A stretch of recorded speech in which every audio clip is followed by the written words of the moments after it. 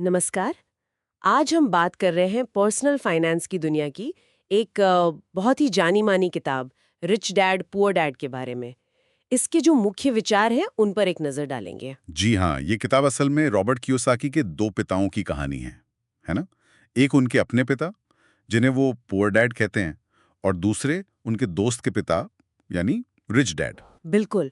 और दोनों की सोच में मतलब पैसों को लेकर जमीन आसमान का फर्क था। हाँ, जैसे पुअर डैड, वो पढ़े लिखे थे, अच्छी सरकारी नौकरी में थे।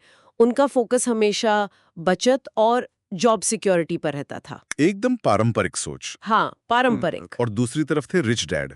वो शायद उतने पढ़े लिखे नहीं थे, पर वो एक सफल उद्यमी थे। उनका मानना था कि असली चीज है फाइनेंशियल एजुकेशन।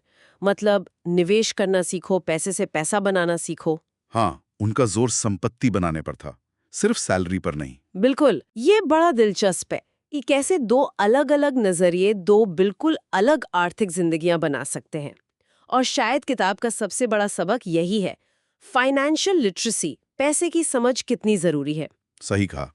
कियोसाकी का मेन पॉइंट यही है कि स्कूल हमें पैसा संभालना नहीं सिखाते। और नतीजा क्या होता है? ज्यादातर लोग, जिसे वो रैट लिस्ट कहते हैं, उसी में फंस जाते हैं। रैट रेस मतलब पैसे के लिए काम करते रहना। हाँ, बस नौकरी करते रहना ताकि बिल भर सके, लेकिन कभी असली दौलत नहीं बना पाना। यह आज भी कितना सच लगता है ना? बिल्कुल, ये रैट रेस वाली बात तो सच में सोचने पे मजबूर करती है। और इसी से जुड़ा है वो एसेट्स और लायबिलिटीज का फर्क। किताब इस पर बहुत जोर देती है। हाँ, ये समझना तो बहुत ही जरूरी है। बहुत बेसिक है, पर जरूरी है। आसान शब्दों में कहें तो एसेट्स मतलब संपत्ति, वो चीजें हैं जो आपकी जेब में पैसा डालती हैं। जैसे? जैसे कोई प्रॉपर्टी जिससे किराया आ रहा हो, या स्टॉक्स जिनसे डिविडेंड मिले, या कोई आपका साइड बिजनेस जो प्रॉफिट दे रहा हो। अच्छा। और लायबिलिटीज? लाइबिलिटीज यानी देनदारियां। ये वो चीजें हैं जो आपकी जेब से पैसा निकालती हैं। जैसे कि कार का लोन या क्रेडिट कार्ड का कर्ज? हाँ, बिल्कुल। या कोई ऐसी महंगी चीज जिसकी मेंटेनेंस में ही पैसा जाता रहे। सुनने में तो ये बड़ा सीधा साधा फर्क लगता है। है तो सीधा, पर कियोसाकी कहते हैं कि अमीर लोग एसेट जमा करते हैं, जबकि गरीब और मिडिल क्लास के लोग अक्सर लाइबिलिटीज खरीदते हैं और उन्हें एसेट समझ लेते हैं। जैसे अपना घर, उसे तो सब सबसे बड़ा एसेट मानते हैं। हाँ, पर कियोसाकी के नजरिए से देखें, अगर आपका घर आपकी जेब से हर महीने पैसा निकाल रहा है, लोन की किश्त, टैक्स, मरम्मत, तो वो टेक्निकली एक लाइबिलिटी है। ओह। ये थोड़ा मतलब विवादास्पद है, पर सोचने का एक अलग तरीका जरूर देता है। हाँ, ये नजरिया तो पारंपरिक सोच से काफी अलग है। तो फिर किताब से कुछ मुख्य सबक क्या निकलते हैं? क्या टेकअवेज हैं? कुछ बहुत जरूरी बातें हैं। पहली, कि सिर्फ तनख्वाह के लिए काम मत करो। ऐसा सिस्टम बनाओ कि पैसा आपके लिए काम करे। मतलब निवेश करना सीखो। पैसे को काम पर लगाना। ठीक है। दूसरी बात, ऐसी चीजें हासिल करने पर ध्यान दो जिनसे लगातार आमदनी हो। मतलब income generating assets. Rental property या डिविडेंड स्टॉक्स जैसा। बिल्कुल। तीसरा, पैसों के खेल के नियम समझो।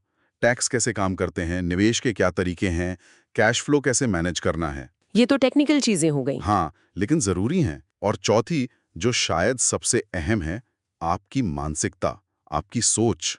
मानसिकता मतलब अमीर बनने के लिए सिर्फ ज्यादा कमाना काफी नहीं है, अमीर सोच का होना जरूरी है।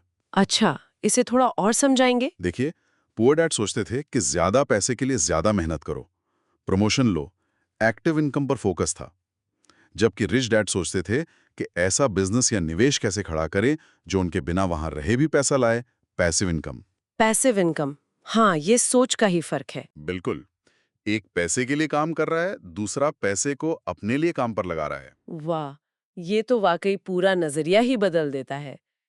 तो कुल मिलाकर ये किताब हमें अपने फाइनेंशियल फैसलों पर दोबारा सोचने और स्मार्ट आदतें अपनाने के लिए प्रोत्साहित करती है। हाँ, ताकि लंबे समय में संपत्ति बन सके। और लगातार सीखते रहना भी जरूरी है ना? जी, सार यही है कि फाइनेंशियल समझ और सही मानसिकता से कोई भी अपनी आर्थिक स्थिति बेहतर कर सकता है। बस शुरुआत करने की देर है। बिल्कुल। तो चलिए अपने सुनने वालों के लिए एक सवाल छोड़ जाते हैं। क्या हमारी जो पारंपरिक शिक्षा है, स्कूल कॉलेज की पढ़ाई, वो हमें असल दुनिया में आर्थिक रूप से सफल होने के लिए पूरी तरह तैयार करती है? या फिर हमें रिच डैड की तरह पैसे की समझ, वो फाइनेंशियल विजडम अलग से हासिल करने की जरूरत है? सोचिएगा जरूर।